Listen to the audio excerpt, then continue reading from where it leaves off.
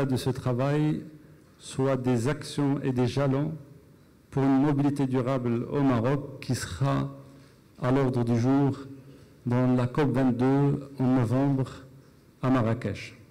Donc, bienvenue à tous, bienvenue à tous nos partenaires et bienvenue à la presse. Et j'espère qu'aujourd'hui sera une journée riche en mobilité durable. Bienvenue.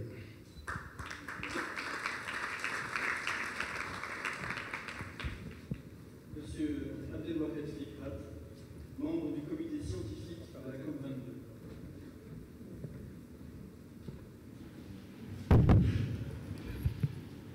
Bismillah ar-Rahman ar-Rahim, wassalatu wassalam ala ashraf al-mursalin. Monsieur le ministre, monsieur le directeur général, mesdames et messieurs les panélistes, mesdames et messieurs les représentants des différentes institutions, fédérations, mesdames et messieurs les représentants de la presse, chère assistance, je suis là avec la casquette d'un membre de comité scientifique, parce que j'ai une autre, que je dévoilerai tout à l'heure lors de la première session. Au nom de M. Nizar Baraka, président du comité, qui malheureusement est retenu sur une mission à l'étranger, en l'occurrence la semaine climat à New York, vous avez certainement suivi la presse. Je voudrais vous présenter ses excuses et en même temps donner un petit mot au nom du comité scientifique de la COP22. Comme vous le savez, le Maroc a mis en place un dispositif pour préparer notre COP à Marrakech, un comité avec beaucoup de disciplines, beaucoup de spécialités. Et il y a un comité scientifique qui a été mis en place pour essayer de préparer toute la matière technique, scientifique pour la COP22. Vous savez que la COP21 était une COP politique, diplomatique, qui a pu réunir les chefs d'État de pratiquement toute la planète et qui a pu être scellée par un accord, l'accord de Paris, qui est un accord historique. La COP22 se veut une COP de mise à l'action, de mise en œuvre des engagements pris à Paris. C'est pour cela que le Maroc s'est mobilisé pour essayer de préparer des actions concrètes, à prendre au niveau de Marrakech. Alors, 2-3 priorités que je voudrais évoquer. D'abord, je voudrais rappeler que le changement climatique est le défi du XXIe siècle pour l'humanité. D'aucuns diront qu'il y a des problèmes liés à la sécurité, à la stabilité, au développement, etc. Mais je pense que la communauté internationale a compris que le changement climatique présente le défi majeur pour l'humanité parce qu'il touche l'existence même de l'être humain sur la planète. Les projections réalisées par le GIEC, donc le groupement des scientifiques sur les études prospectives du climat, donnent des informations extrêmement alarmantes. Si rien ne se fait, si nous maintenons notre train de développement classique tel que nous l'avons fait jusqu'à aujourd'hui, d'ici 2100, beaucoup de malheurs vont toucher la planète, y compris la disparition de quelques États, notamment les États insulaires, et la disparition de plusieurs villes côtières. Et vous savez très bien qu'aujourd'hui, la majeure partie de la communauté, ou plutôt de la population mondiale, et spécialement marocaine, habite sur le littoral. Donc, c'est le défi majeur. Alors, devant ce défi, bien évidemment, il y a une mobilisation qui s'est faite, il y a eu beaucoup de négociations, très difficiles d'ailleurs, mais qui ont abouti à des accords prioritaires. Alors, à Marrakech, qu'est-ce qui est attendu? Ce qui est attendu, c'est d'abord maintenir la confiance dans le destin commun de l'humanité et l'engagement des différents pays pour œuvrer pour diminuer et limiter les émissions de gaz à effet de serre. Ensuite, il y a la préparation d'un plan d'action concret d'ici 2020, parce que l'accord de Paris, comme vous le savez, va rentrer en vigueur dès qu'il sera signé par 55 parties, donc 55 pays, qui détiennent 55% des émissions de gaz à effet de serre. À date d'aujourd'hui, on a 28 signatures, 28 parties qui ont ratifié l'accord de Paris et qui représentent à peine 40% des émissions de gaz à effet de serre. Donc on a encore besoin d'aller de l'avant, de mobiliser. C'est le travail d'ailleurs du comité de pilotage de la COP22 du Maroc. C'est pour mobiliser les autres parties à ratifier leur accord. Le Maroc va déposer d'ailleurs ses instruments de ratification demain, Inch'Allah. Donc demain, ce sera déposé et nous allons être l'un des pays qui aura ratifié l'accord de Paris. Donc il faut arriver à 55 pays et 55% de taux d'émission de gaz à effet de serre. Donc d'ici là, il faut quand même agir. Donc il y a un agenda d'action d'ici 2020. Deuxième priorité, c'est de concrétiser les engagements financiers de la communauté internationale, notamment les pays développés.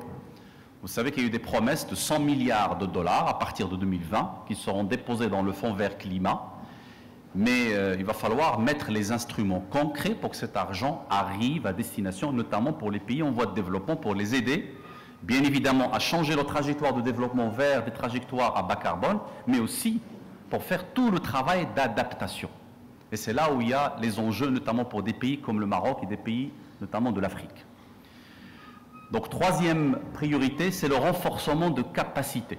Et là, ce point de vue-là, le Maroc a préparé, bien évidemment, un centre qui s'appelle le 4C Maroc. Et je crois que nous allons certainement avoir à en parler plus tard. C'est un centre qui va permettre de renforcer les capacités de toutes les communautés qui veulent se préparer au changement climatique, aussi bien en termes de connaissances, de mesures, de compréhension, mais aussi en termes de montage de projets bancables qui pourront être financés. Donc voilà au moins 3 priorités qui seront sur la table des discussions et des négociations à Marrakech, entre autres.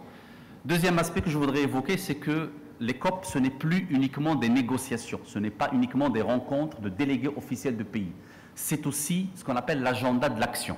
C'est toutes les actions, toute la mobilisation menée par les acteurs non gouvernementaux et qui sont en train de monter en puissance, à partir de Lima d'ailleurs, en COP20, mais à Paris aussi, ça s'est bien montré. Et à Marrakech, on a l'intention, le Maroc a l'intention de donner une grande part à ce deuxième pilier, qui est celui de la mobilisation des acteurs non gouvernementaux, le secteur privé, les ONG, les collectivités territoriales, etc. Et sur ce côté-là, il y a un travail très intéressant qui se prépare.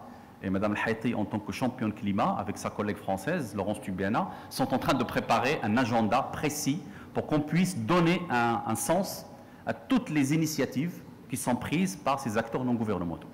Donc voilà un peu pour vous donner une idée sur ce que fait le comité scientifique, sur les priorités de la COP22 à Marrakech, sur la vision que nous en avons. Bien sûr, ce n'est pas suffisant en quelques minutes de le détailler, mais laissez-moi maintenant revenir à votre séminaire. Je voudrais féliciter l'ADEME d'avoir organisé, puisque nous estimons que ça fait partie aussi de cette mobilisation qu'on devrait avoir en tant qu'acteur public, mais acteur aussi semi-public et acteur privé, parce que l'affaire du climat est une affaire de tous. Ce n'est pas une affaire uniquement des gouvernements, ce n'est pas une affaire d'accord politique, c'est aussi une affaire de comportement individuel, de collectif, de société, d'entreprise, d'ONG, etc. Et je crois que c'est là où il y a l'enjeu, et c'est là où nous allons, j'espère, gagner, en tout cas au Maroc, avec tous les pays en voie de développement qui nous regardent, qui nous voient, puisque nous sommes une terre qui va accueillir la COP22, c'est là où nous devrons travailler pour pouvoir relever le défi et changer le paradigme de développement et aller vers la sauvegarde de notre planète. Merci pour votre attention.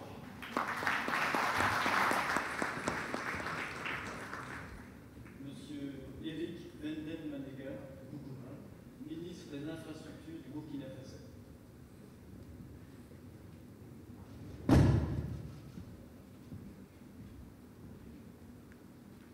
Bonjour et merci à tous de participer à cette importante conférence.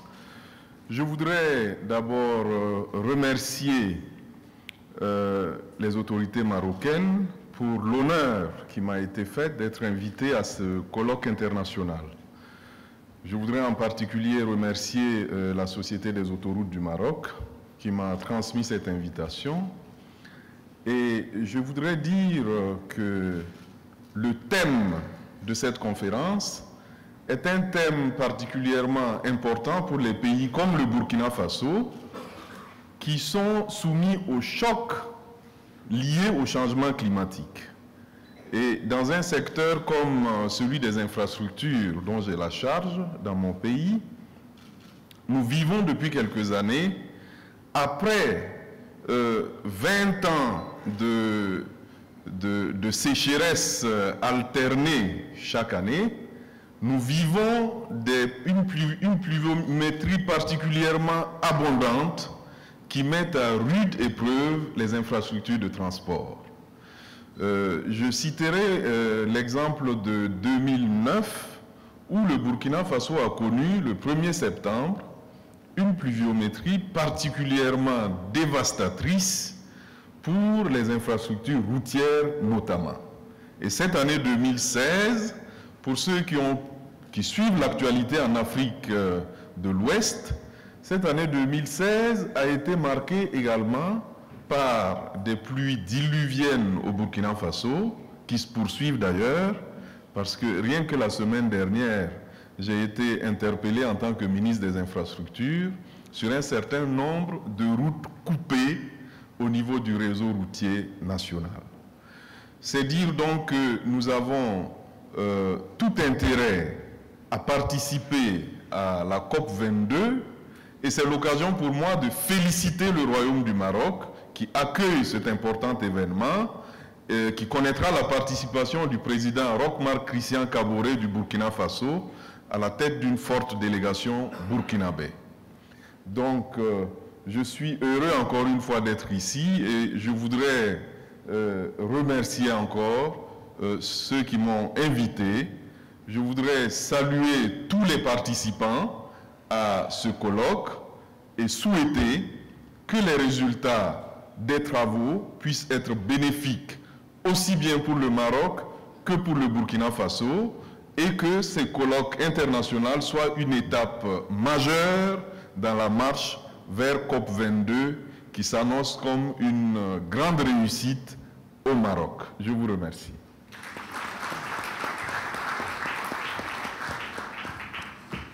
Monsieur José Costa Braga, président de l'Association européenne des concessionnaires d'autoroutes et d'ouvrages à péage, l'ASECAP.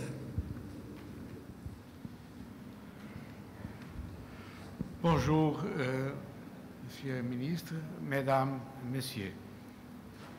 It is a great pleasure to ASECAP is represented in this remarkable meeting.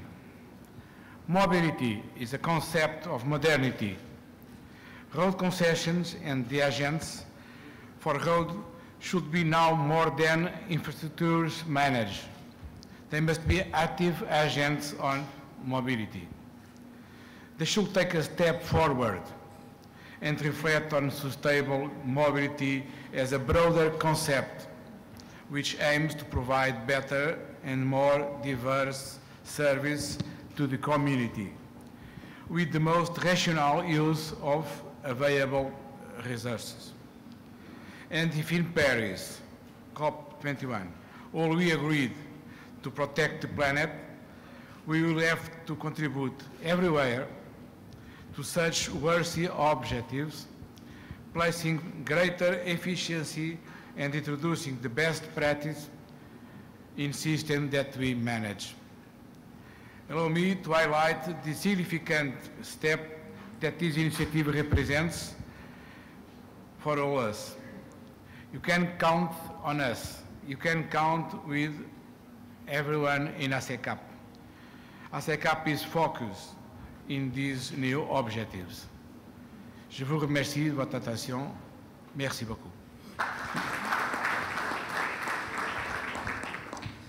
Madame Suzanne Zamataro, qui va parler au nom de Monsieur Kiran Kapila, Chairman, International Road Federation in Switzerland.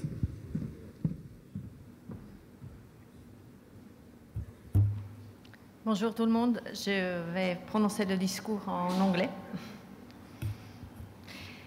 Excellencies, distinguished guests, ladies and gentlemen, on behalf of the International Road Federation, I would like from the outset to thank the Moroccan government and Autoroutes du Maroc, an esteemed member of our federation, by the way, for timely organizing this important event and for giving me the opportunity to address this distinguished audience. I'm happy to share IRF views, experience and expectations on critical issues which we are going to discuss today. We at the IRF believe that sustainable mobility is a fundamental part of the quality of life of people and the backbone of the economy of any country in the world. Our belief is so strong that 4 years ago, we in fact decided to change the mandate of our federation and extend it not just to look at roads and infrastructure, but mobility at large. And we have given ourselves the mission to promote safe roads and road networks that enable access and sustainable mobility for all. And I would like to really underline the word access, which is fundamental, and all for everybody, and not just people living in the cities. For most of the last 6 decades, since 1948 actually to be more precise, the International Road Federation, a non-governmental, not-for-profit organization with public and private sectors members in nearly 90 countries of the world, has promoted smart, safe, and sustainable roads worldwide. As a unique global platform bringing together the major actors in the sector, the IRF has been a major catalyst to foster cooperation between governments, the private sector, and international institutions to seek regional solutions, raise awareness, promote immediate practical action, and inspire innovation throughout this sector. We are particularly happy to be here today, together with other partners and organizations like ASECAP as well, to discuss ways in which we can further the transport agenda and to ensure that transport becomes an integral part, an important part of the climate change negotiations or discussions, as it has just been underlined, and that sustainable mobility overall becomes a focal point in the global development agenda. Ladies and gentlemen, we have long believed that increasing efficiency and effectiveness of infrastructure is an important tool in creating economic prosperity. In this, environmental stewardship, safety, and sustainability have always been and still are key tenets in IRF's mission and vision. And I will personally later on in session 1 tell you more about the initiatives we have undertaken over the past years and the new ones that we are currently bringing forward. Transport addresses the fundamental need of people to have access to employment, markets, goods and services such as education and healthcare. Indeed, in many ways, roads may be considered as a vital missing link in the efforts to achieve the Sustainable Development Goals of the MDGs. Simply put, without access to adequate transport infrastructure and services, the SDGs will not be possible to deliver. We could not deliver on the SDGs. Despite its particular challenges, Africa is not an exception to the global trends and developments. Financing of infrastructure still remains a key issue for the continent, as it is road safety and climate change challenge. According to the World Bank, more than 85% of sub-Saharan roads are still unpaved. Rural roads play a particularly important role in the continent, and usually managed by local government, they represent the great majority of the total road network. Reliable access is essential for rural communities. Despite considerable past investments, problems of unmanageable road maintenance still remains quite common. In a quest for sustainable road provision and manageable maintenance, an improved balance between initial road investment and realistic assessment of maintenance capacity should lead to a better deployment of available resources. In urban areas, rapid increasing congestion calls for definition and deployment of coherent and effective urban mobility plans and public transport policies in particular. Road safety represents a major challenge in Africa. Predictions in the increase of the number of fatalities on the road that the Global Status Report has recently provided in the latest report tell us that we need to address these challenges with proper means, and in this regard, a sound road infrastructure is not the only solution. It's just one piece of the puzzle. And this has been made clear in many settings, and in particular for road safety in the Decade of Action, where we look at the 5 different pillars that will make action on road safety a concrete one. In order to develop safe, reliable, and sustainable transport system for socio-economic development in Africa, it is imperative that development of transport infrastructure across the region be considered as a coherent network, and not just simply collection of individual or national projects.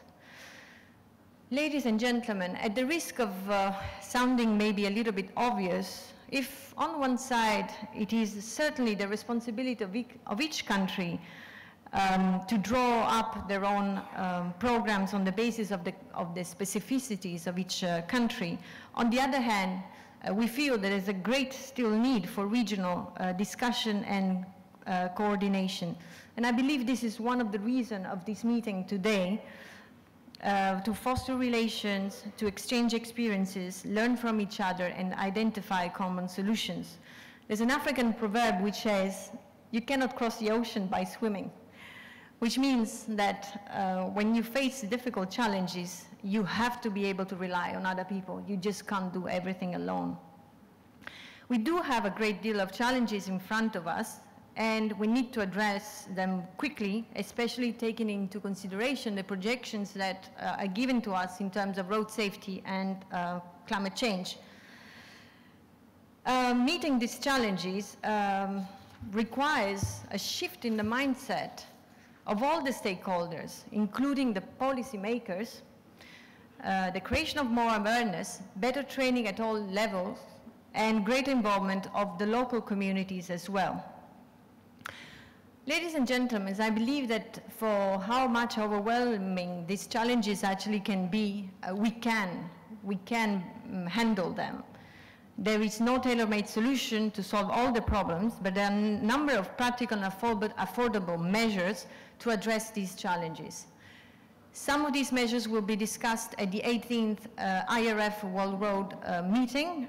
This is a major event we'll be hosting next year on the 14th, 17th in New Delhi, India.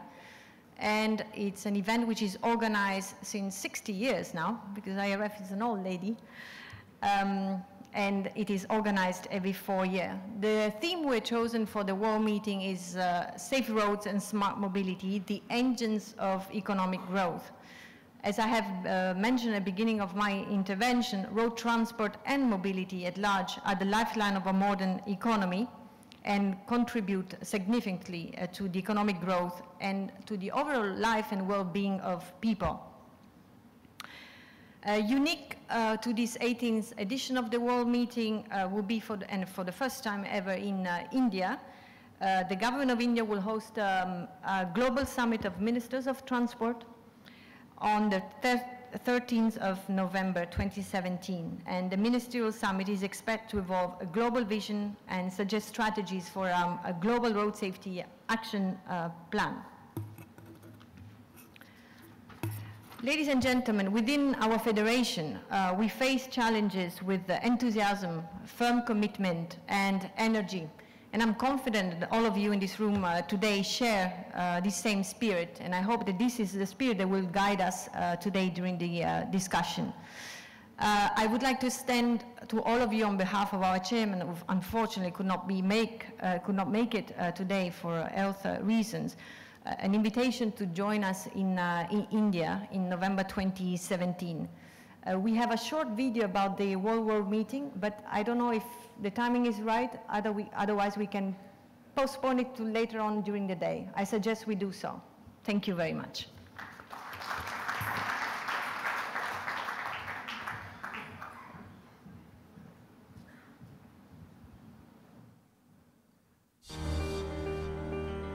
India, a nation rich in history and heritage, intoxicating, wonderful, overwhelming, beautiful, and fantastic.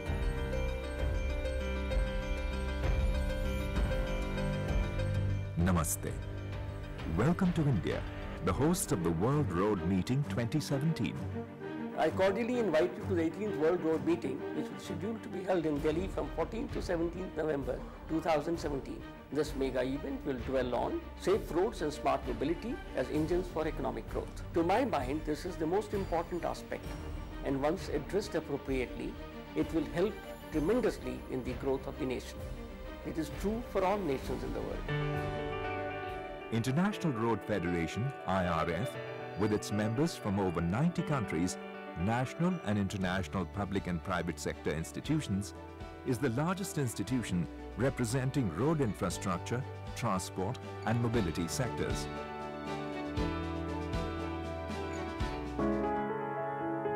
With the second largest road network in the world and a growing demand for safe road infrastructure, it is apt that the WRM should come to India.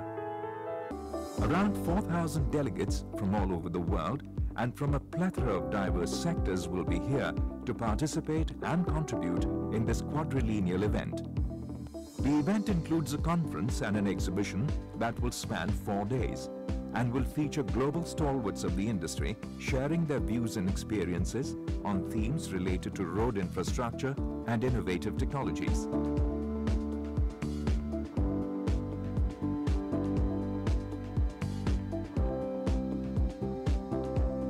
India is proud to be hosting the World Road Meeting 2017 and one of the largest events in the infrastructure and mobility industry. I also take this opportunity to share with you my ministry efforts how to hold a meeting of a global transport ministers on 13 November 2017. The exhibition during WRM 2017 will showcase latest advancements and solutions from organizations, research institutions, and think tanks from around the globe. All this will be held at the India Expo Center and Mart, located on the 8-lane Greater Noida Expressway, which is within easy reach of central Delhi.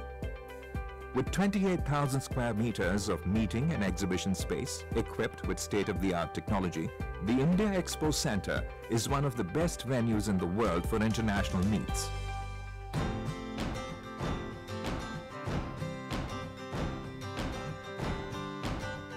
And if you thought it's all work and no play, that's surely not the plan.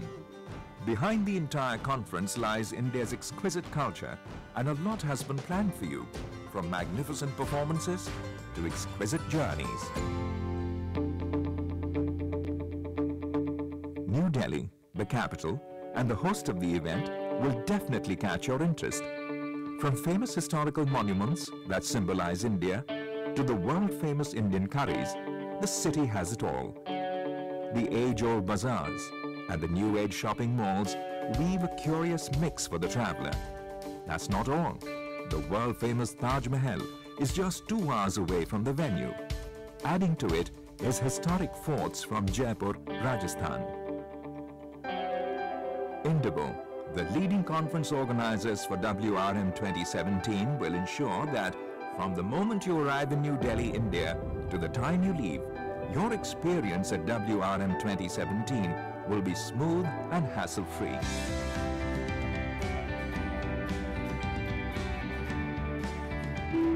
India is a place where everything converges, from snow-capped mountains, sun-drenched beaches, from ferocious tigers in the wild to the easygoing camels in the desert. You have an opportunity to pick your destination. I cordially invite you to the 18th World Road Meeting, which is scheduled to be held in Delhi from 14th to 17th November 2017. Welcome to the World Road Meeting, 14th to 17th November 2017.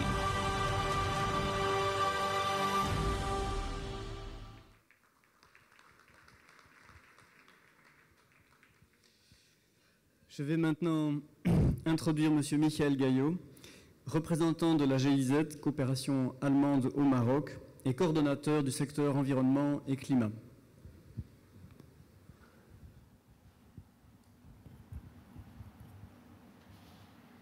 Excellences, Mesdames et Messieurs, distingués invités, chers collègues, c'est un honneur et un plaisir d'être ici parmi vous à cette conférence.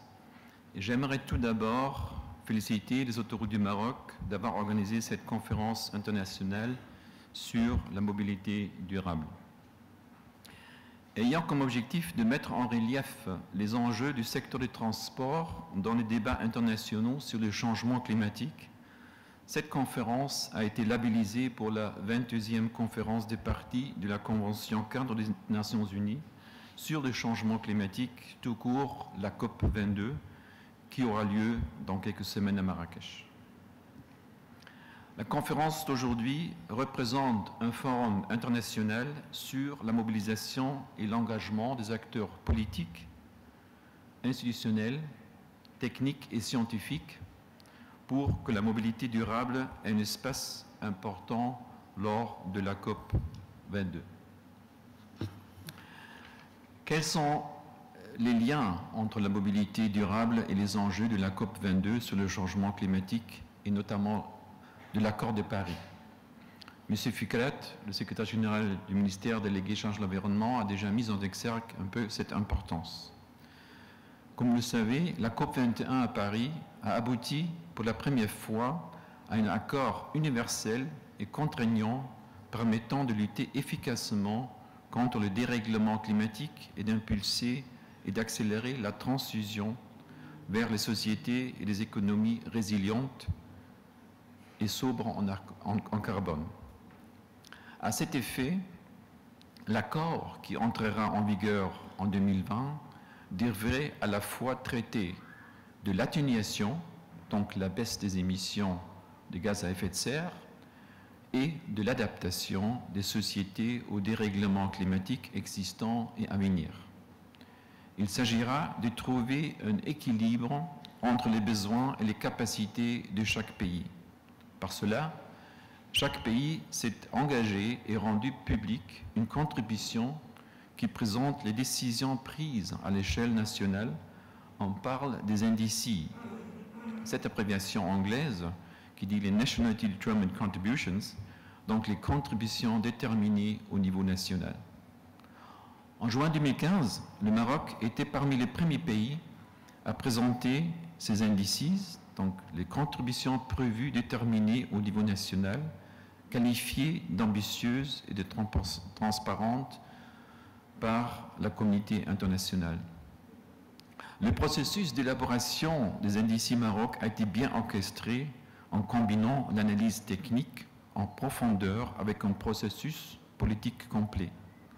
Les parties prenantes et les secteurs clés qui ont été impliqués et consultés, un engagement politique de haut niveau ainsi que le leadership du ministère délégué chargé de l'environnement étaient clairement visibles. Les objectifs de réduction étaient intégrés aux politiques et stratégies sectorielles existantes et reconfirmées aussi pour le secteur transport. La GIZ, qui est présente au Maroc depuis 1975, a été honorée de collaborer étroitement avec le gouvernement marocain à travers l'appui de l'élaboration de ces indices. En effet, la présentation par 160 pays de leur indice a été un facteur essentiel contribuant à la réussite de la COP 21 et donc de l'accord de Paris. Et comme M. Fikrat est déjà mentionné, la COP 22 représente une COP de l'action vers la mise en œuvre de ces indices. Les indices du Maroc prévoient une réduction totale de 42% des émissions en 2030 par rapport aux émissions projetées à la même année selon le scénario court normal des affaires. La répartition de l'effort d'atténuation attendu de chaque secteur sur la période de 2020 à 2030 pour atteindre l'objectif conditionnel s'élève à 50% pour le secteur de l'énergie, donc 13% pour le secteur des transports. Mais le secteur des transports n'est non seulement concerné par l'atténuation, donc la réduction des gaz à effet de serre, mais aussi et surtout la mobilité durable est concernée par l'adaptation au changement climatique, ou dérèglement climatique qui dessine les stratégies, les initiatives, les mesures individuelles ou collectives par le gouvernement, les entreprises, les associations, des collectivités locales et d'autres acteurs visant par des mesures adaptées à réduire la vulnérabilité des systèmes naturels et humains contre les effets réels ou attendus des changements climatiques. Donc la question qui se pose pour le secteur du transport est comment rendre l'infrastructure, comme par exemple les autoroutes du Maroc, moins vulnérables pour effectivement éviter ou réduire la perte ou le dommage, aussi un élément qui se trouve dans les indices du Maroc. À travers ce point, je félicite les autoroutes du Maroc pour leur prévoyance et sagesse déjà avoir investi dans les mesures d'adaptation au changement climatique et d'avoir financé un projet intitulé « Évaluation et modélisation du risque d'érosion hydrique sur les autoroutes du Maroc ». Signé entre l'Institut national de recherche agricole, l'INRA, la Société des autoroutes du Maroc de la coopération allemande, la GIZ, la réalisation d'une carte d'une vue d'ensemble du risque climatique autour des autoroutes marocaines a été élaborée. Dans le cadre de ce projet commun de coopération avec la Société des autoroutes du Maroc, de nouveaux outils de travail méthodiques seront appliqués et adaptés au Maroc à différentes échelles spatiales afin de réaliser et prévention sur l'érosion.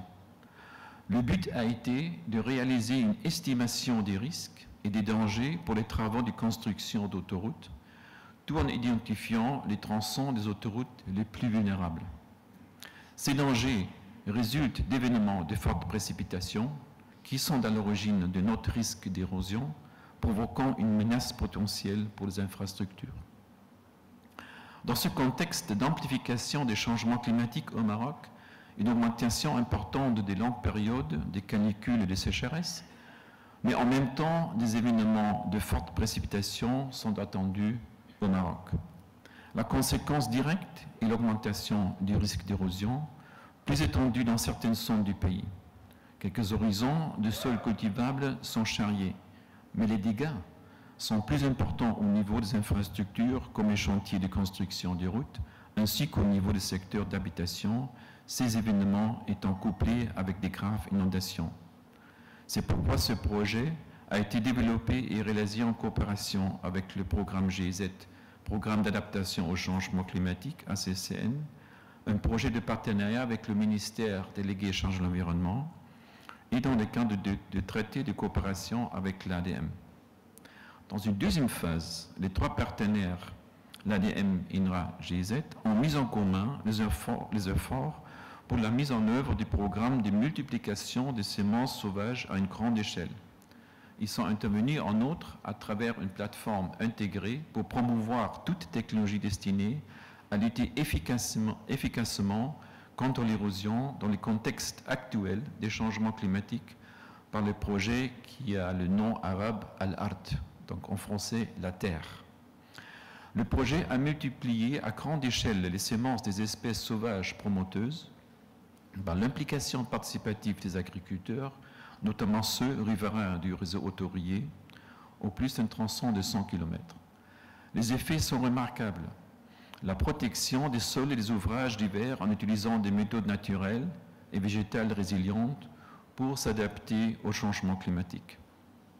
Cette réussite du projet n'a pu avoir lieu sans la bonne et la forte collaboration de toute l'équipe ADM, et spécialement mon cher ami et partenaire M. Abdelkarim Mediraji, chef de division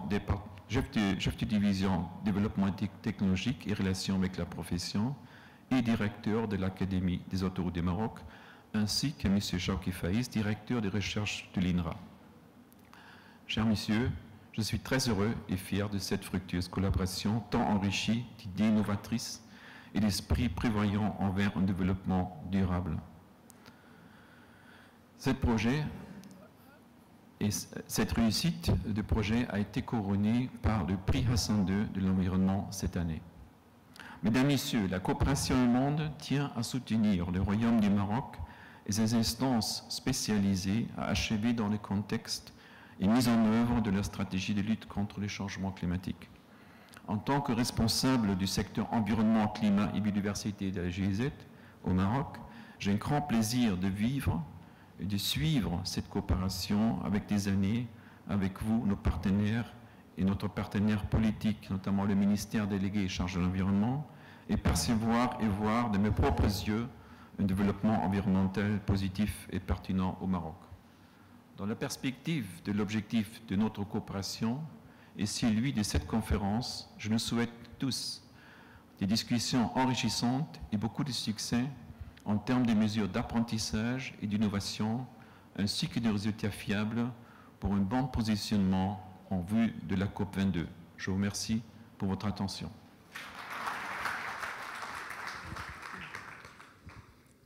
Et pour conclure cette session d'ouverture, je vais inviter M. Anouar Benazous, directeur général des autoroutes du Maroc. Merci beaucoup. En général, la dernière présentation, c'est la plus difficile parce que vous avez écouté des discours très très intéressants. Pour le cas des autoroutes du Maroc, j'ai un seul slide à présenter, c'est celui-là. La problématique de tous les projets de l'environnement, c'est comment rendre un projet rentable. Comment créer d'une idée, d'une innovation, quelque chose qui marche, parce que si ce n'est pas rentable, ça ne marchera pas. On va le faire 1 année, 2 ans, on va trouver de l'argent et après il va disparaître. Mais par contre, si on arrive à le rendre rentable, il va de lui-même réussir. Le détail de ce projet seront présentés dans le panel, mais les idées sont les suivantes. Il y a la protection de l'eau. L'eau, c'est très important. Donc, il y a une technologie que ADM a développée avec les laboratoires et avec l'ingénierie marocaine qui s'appelle le compactage à sec. C'est une idée très simple.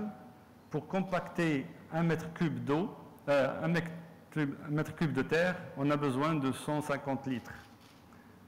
La technologie de compactage à sec, au lieu de 150, on fait 15 litres. Et donc, on protège et on préserve 4 milliards de litres parce qu'un tronçon, c'est 50 millions de mètres cubes. Donc, c'est quelque chose d'énorme en termes de protection d'eau. L'énergie, on veut arriver à une autoproduction d'énergie. Donc, on a lancé des sites pilotes pour le solaire, on a lancé le LED, mais là, on est en train de voir comment généraliser de manière très rapide à tout le réseau. Il y a l'aspect végétation, le projet Al-Ard. Vous allez voir une vidéo. Je pense que c'est assez innovant et assez impressionnant comme projet. C'est des idées qui sont simples, mais si on arrive à trouver les partenaires comme GIZ, et je salue la spontanéité de GIZ lorsqu'on parlait des idées, parce qu'il faut que les gens croient à une idée qui n'est pas encore réalisée. Et nous, à Autoroute du Maroc, nous témoignons de l'excellence des partenaires que nous avons eus qui sont prêts à mettre de l'argent avec nous suite à une seule réunion où on présente une idée. Et l'exemple de GIZ, aujourd'hui on va voir l'exemple de l'UNICEF. Vraiment, il faut avoir de la volonté, mais il faut avoir de la confiance mutuelle. De l'idée, on arrive à un business plan qui est durable. Donc, il y a la partie tri de déchets. On a à peu près 3000 tonnes de déchets sur nos autoroutes. C'est pas le Maroc, c'est généralement toutes les autoroutes sont comme ça. Donc, l'idée, c'est comment on collecte ces déchets et on les sépare et on rend ça comme un business model. Donc, je ne vais pas prendre votre temps, mais ce qu'on va présenter aujourd'hui, c'est des choses concrètes. C'est des idées qui sont déjà réalisées à l'échelle pilote et qu'on veut les réaliser à l'échelle nationale. Pour le projet de l'Ard, on parle de dizaines de kilomètres, on veut faire 10 000 hectares. C'est énorme. C'est énorme. C'est une échelle nationale, c'est une échelle de pays. C'est pour ça qu'Autoroute du Maroc organise cette conférence. Parce qu'en faisant nos petits projets dans des petites salles de réunion, on a réalisé qu'on peut changer à l'échelle pays. Alors on s'est dit, ce n'est pas suffisant à l'échelle pays, on doit changer à l'échelle région. Et on s'est dit, le Maroc, il est en Afrique, pourquoi ne pas faire un changement en Afrique? Et on a trouvé des partenaires partout. On est content d'avoir la CECAP, on est content d'avoir l'IRF, on est content d'avoir tous ceux qui ont cette ambition de travailler sur le climat et le changement climatique. Et on a trouvé que lorsqu'on parle à quelqu'un, on trouve qu'il a une idée, qu'il a fait un petit projet qui mérite d'être partagé. Et c'est cette plateforme qu'on a créée de partage, parce qu'en partageant ensemble quelque chose pour l'intérêt de l'environnement, pour l'intérêt des générations futures, on a laissé quelque chose comme héritage durant notre mandat. Merci beaucoup.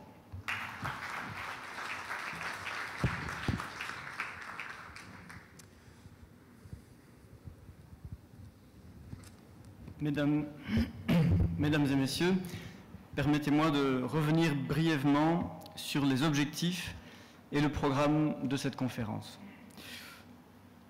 Le premier objectif de cette conférence est d'arriver à mobiliser les acteurs politiques, institutionnels, techniques et scientifiques pour que la mobilité durable ait un espace important lors de la COP22. Deuxième objectif, restituer des messages et des conclusions de la conférence, de cette conférence, lors de la COP22, en vue de donner une place de choix à cette thématique lors de cette manifestation. Troisième point, sensibiliser les décideurs sur l'importance de la prise en compte des contraintes de la mobilité durable dans la planification des projets d'infrastructures de transport. Et enfin, quatrième et dernier objectif, élaborer une feuille de route pour la mise en place des jalons de la mobilité durable au Maroc. Pour ce faire, 5 sessions de panel sont prévues. La première va démarrer dans un bref instant.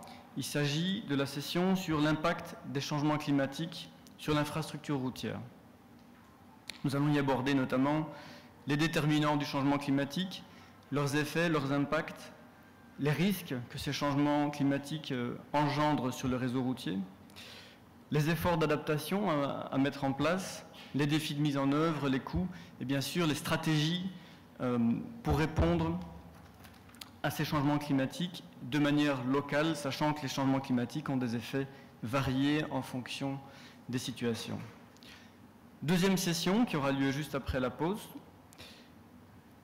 Cette session sera centrée sur la multimodalité et la mobilité électrique comme clé de voûte de la mobilité durable. On va y aborder les points forts de chaque mode de transport, points forts tout en minimisant l'impact sur l'environnement et tout en étant pratique et utile pour les utilisateurs, les usagers. La vision, la planification en amont qui permet la coordination de tous les acteurs et également les mécanismes de coordination à mettre en place aux différents niveaux nationaux, régionaux et locaux. On y abordera également le concept de moyens de transport doux et l'intérêt des hubs au niveau des échangeurs autoroutiers qui permet de combiner les transports routiers et le transport urbain. Après le déjeuner, nous allons aborder la troisième session qui sera centrée sur les mécanismes de financement dédiés aux infrastructures routières pour la lutte contre les effets des changements climatiques. Nous y parlerons de la mobilisation en termes de financement, des mécanismes mis en place afin de stimuler l'intérêt du secteur privé et de drainer des financements, l'estimation réelle de ces financements qui sont dédiés à l'adaptation au changement climatique et également le rôle de la coopération internationale en matière de renforcement de capacité, de transfert et d'échange de savoir-faire. Quatrième session, énergie, eau et végétation dans la planification et la gestion de l'infrastructure de transport. Nous y parlerons de la prise en compte des problématiques énergétiques dès la conception des projets afin de contribuer aux efforts d'atténuation des émissions de gaz à effet de serre. Les questions de possibilité de production d'énergie sur le réseau routier, comme cela vient d'être abordé par M. Benazouz. L'importance de prendre en compte les effets des changements climatiques, sachant que ces effets sont de plus en plus forts et de plus en plus fréquents. Et puis, bien entendu, les différents intérêts de développer des techniques basées sur la végétation comme stabilisateur des sols. Et puis enfin, dernière session, les technologies et la formation au service de la mobilité. Comment ces technologies peuvent-elles améliorer les performances et la sécurité du transport routier? Les objectifs de l'amélioration de la sécurité routière dans le cadre de la décennie 2011-2020, proclamée par les Nations Unies décennie d'action pour la sécurité routière.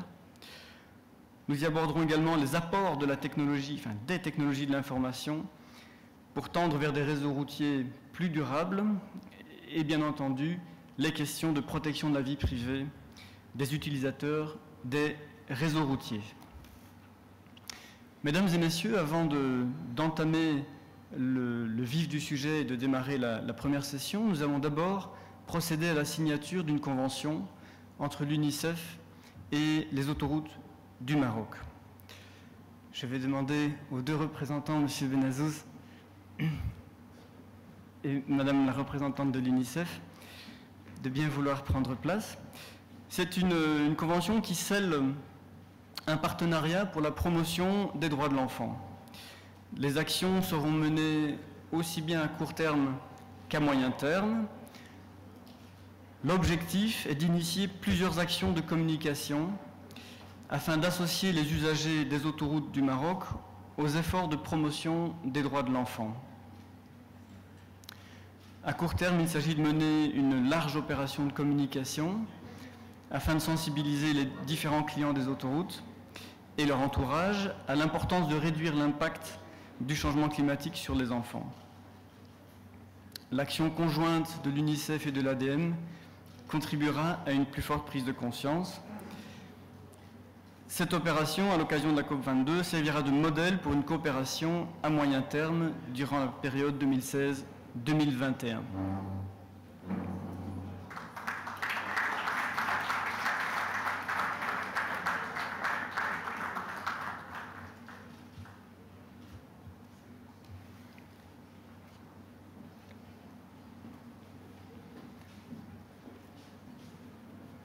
Nous allons assister maintenant à une courte vidéo institutionnelle présentant l'ADM.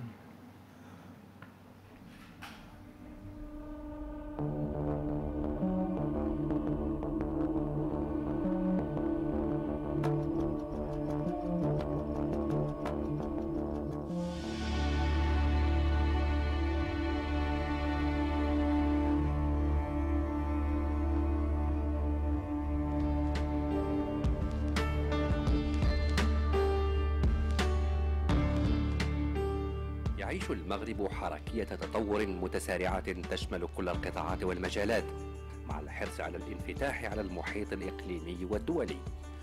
ويراهن المغرب في هذا السياق على تطوير وتحديث البنيات التحتية، وعلى رأسها البنية الطرقية، رهان تعزز منذ سنة 1989 بتأسيس الشركة الوطنية للطرق السيارة بالمغرب.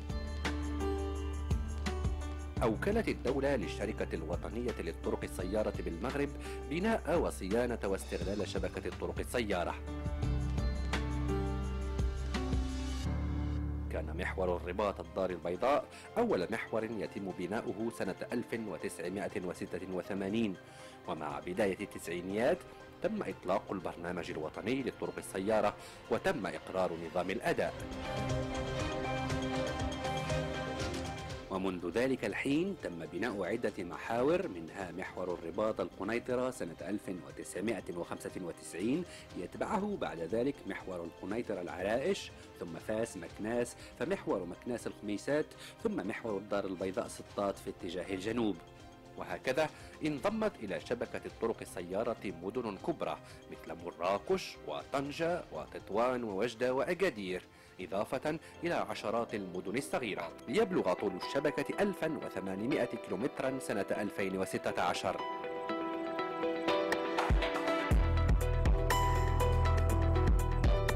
هذا التطور في البنية التحتية راجع إلى الوتيرة المتسارعة لأشغال بناء وإنجاز الطرق السيارة. فقد ارتفعت هذه الوتيرة من 40 كيلومترا إلى 160 كيلومترا في السنة ما بين سنتي 2000 و2014 بفضل تطور آلية التمويل، وعلى رأسها مداخيل نظام الأداء والقروض الممنوحة بضمان من الدولة، إضافة إلى تطور الاستثمارات المخصصة لبناء الطرق السيارة التي ارتفعت بدورها من 176 مليون درهم سنة 1993 إلى 45 مليار درهم سنة 2014.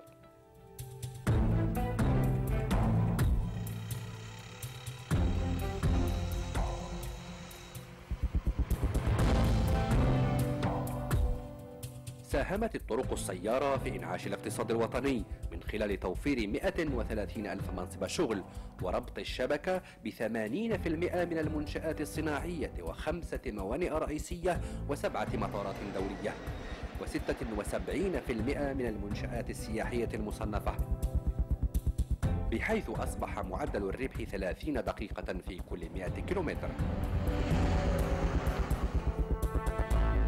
من ناحية ثانية، استفادت المقاولات المغربية بشكل كبير من الاستثمارات الخاصة بتشييد الطرق السيارة، واكتسبت مع الوقت مهارات وتقنيات معترفا بها، وتلك الخبرة التي اكتسبتها الشركات والمقاولات الوطنية مكنتها اليوم من ولوج أسواق إفريقية.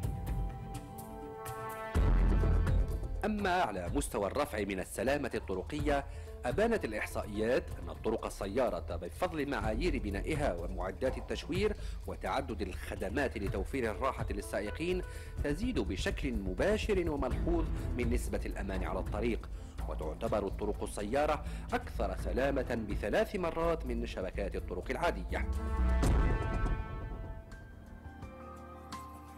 بفضل هذه المجهودات تبوأت شبكة الطرق السيارة بالمغرب اليوم المرتبة الثانية كأكبر شبكة على الصعيد الأفريقي، وبخبرتها وأنشطتها وجديتها وجودة خدماتها حازت الشركة الوطنية للطرق السيارة على عدة شهادات اعتراف على المستوى الوطني وعلى الصعيد الإقليمي.